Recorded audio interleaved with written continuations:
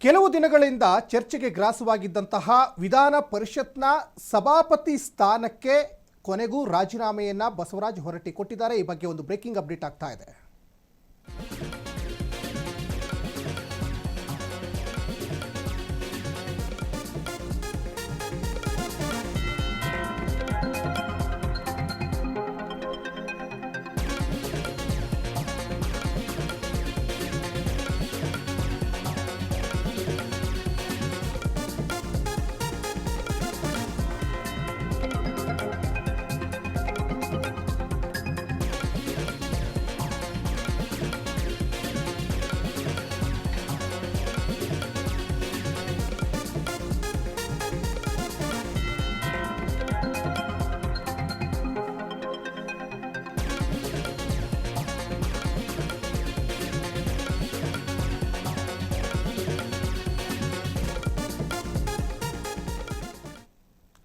ಪರಿಷತ್ನ ಸಭಾಪತಿ ಸ್ಥಾನಕ್ಕೆ ಬಸವರಾಜ ಹೊರಟ್ಟಿ ರಾಜೀನಾಮೆ ಕೊಟ್ಟಿದ್ದಾರೆ. ಸುದೀರ್ಘ ಮನವೊಲಿಕೆ ಬಳಿಕ ಹೊರಟ್ಟಿ ರಿಸೈನ್ ಮಾಡಿದ್ದಾರೆ.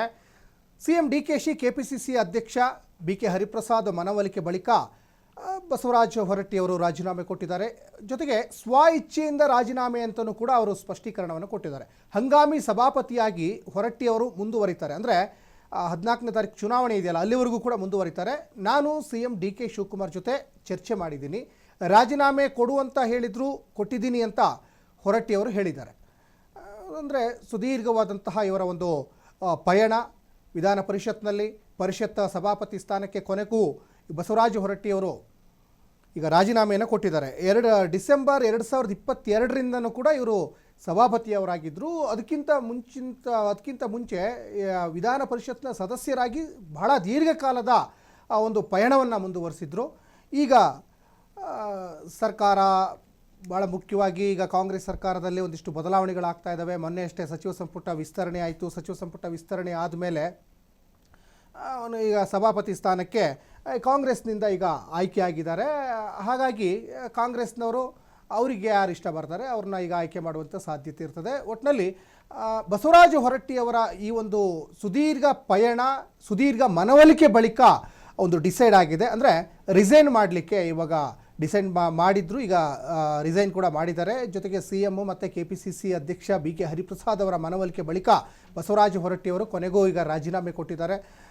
ಸ್ವ ಇಚ್ಛೆಯಿಂದ ರಾಜೀನಾಮೆ ಅಂತ ಹೊರಟ್ಟಿಯವರು ಉಲ್ಲೇಖ ಕೂಡ ಮಾಡಿದ್ದಾರೆ. ಬಹುಶಃ ಅವರಿಗೆ 14ನೇ ತಾರೀಕುವರೆಗೂ ಕೂಡ ಅವರು ಸಭಾಪತಿ ಸ್ಥಾನದಲ್ಲೇ ಮುಂದುವರಿಲಿಕ್ಕೆ ಅವರಿಗೆ ಒಂದು ಅವಕಾಶವೂ ಇತ್ತು, ಜೊತೆಗೆ ಅವರಿಗೆ ಆಸೆನೂ ಇತ್ತು ಅಂತ ಕಾಣಿಸುತ್ತೆ. 14ನೇ ತಾರೀಕು ನಾನು ರಾಜೀನಾಮೆ ಕೊಡೋಣ ಅಂತ ಇದ್ದೆ ಅನ್ನುವಂತಹ ಮಾತುಗಳೂ ಕೂಡ ಅವ್ರ ಬಾಯಿಂದ ಕೇಳಿ ಬಂದಿದ್ವು.